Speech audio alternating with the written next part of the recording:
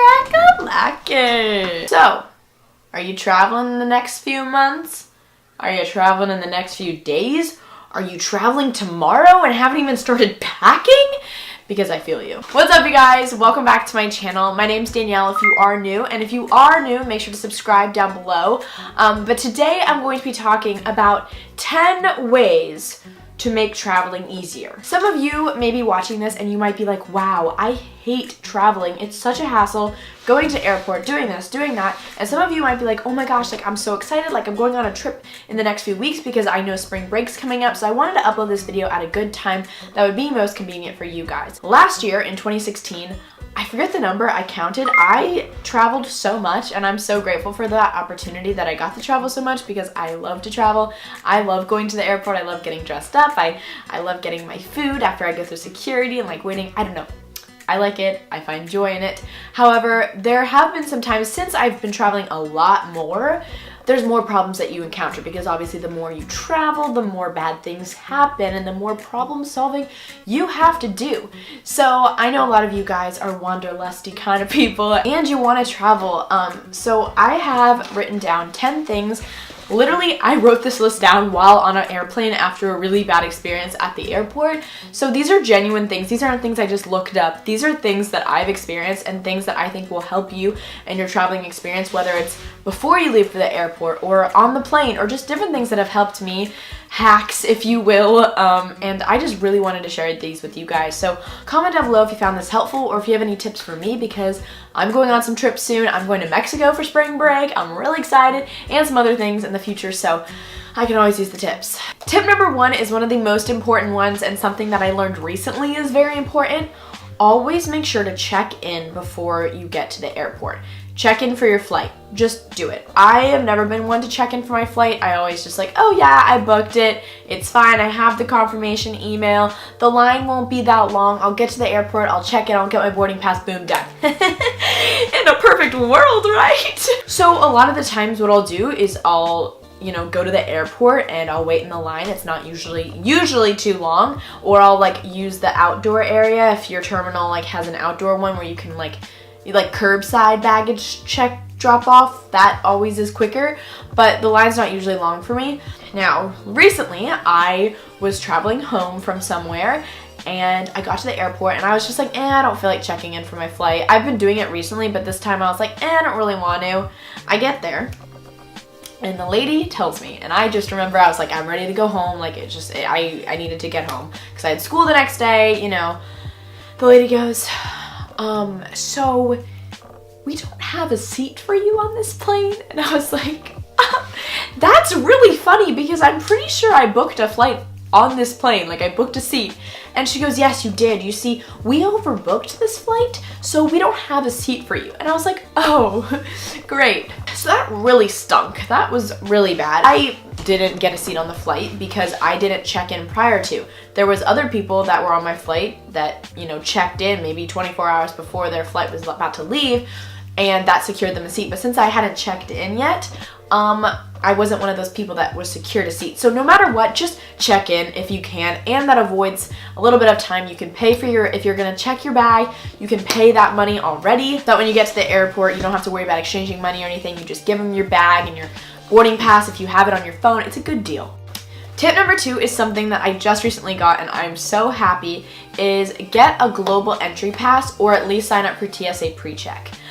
So global entry is essentially, you have to go through all these steps of approval. I'm actually going to do the interview portion for it on Saturday, but I'm pretty sure you get it the day of. They don't really question you too hard. They just make sure you're not a criminal.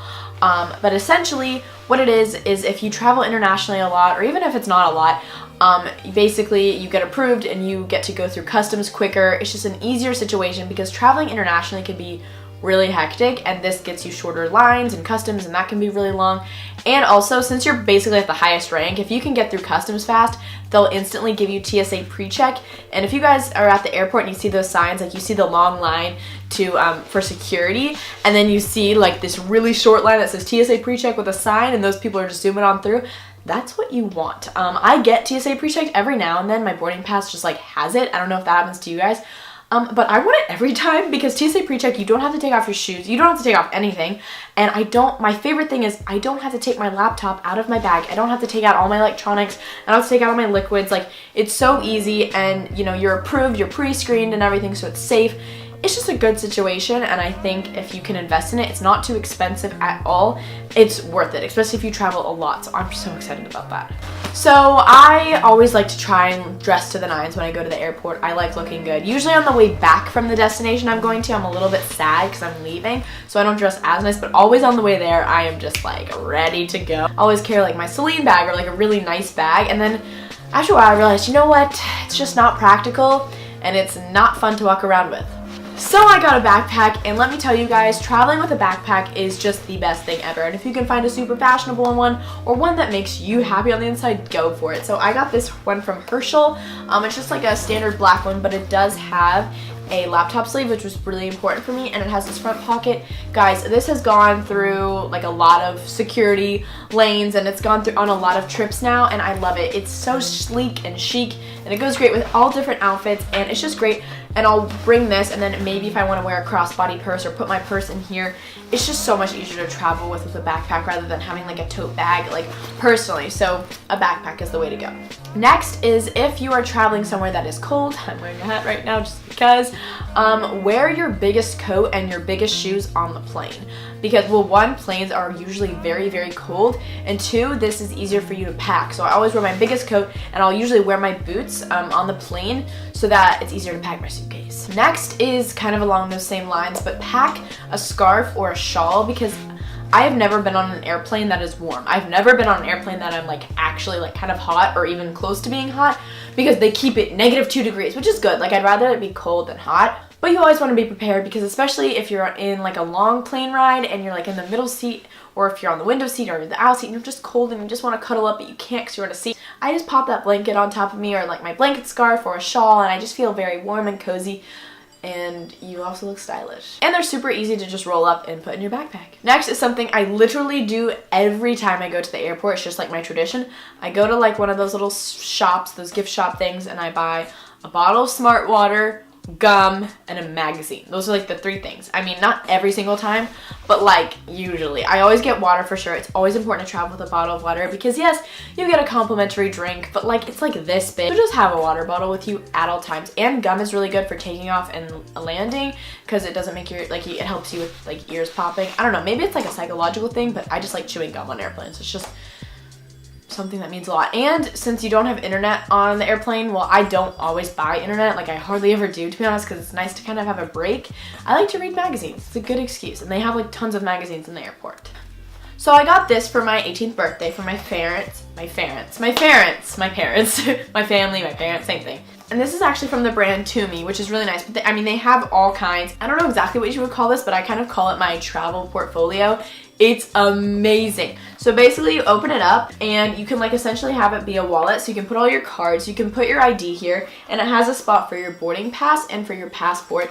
And it has like a zipper pouch for your coins. It's really nice for when you go to security and they ask for your boarding pass and your driver's license or whatever. You can pull it out from the same area, and then let's say you're, you know, buying something at the gift shop or whatever, you just pull out your card. It's just like a nice place to have everything all together rather than like ravaging through your bag like in line. Like, it's just, don't worry about that stress. Just get one of these. Next is something that I also learned from experience.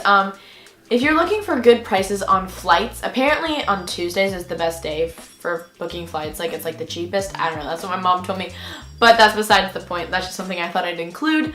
I always go on Expedia or Orbitz or Kayak, any of those websites that literally label all airlines. Put in the dates that you want to travel and the times, and if you want it nonstop, blah, blah, blah, blah, blah. And so let's say you find a flight on United Airlines that you really like. Don't book it on Expedia. I've done that before and it just kind of gets kind of confusing.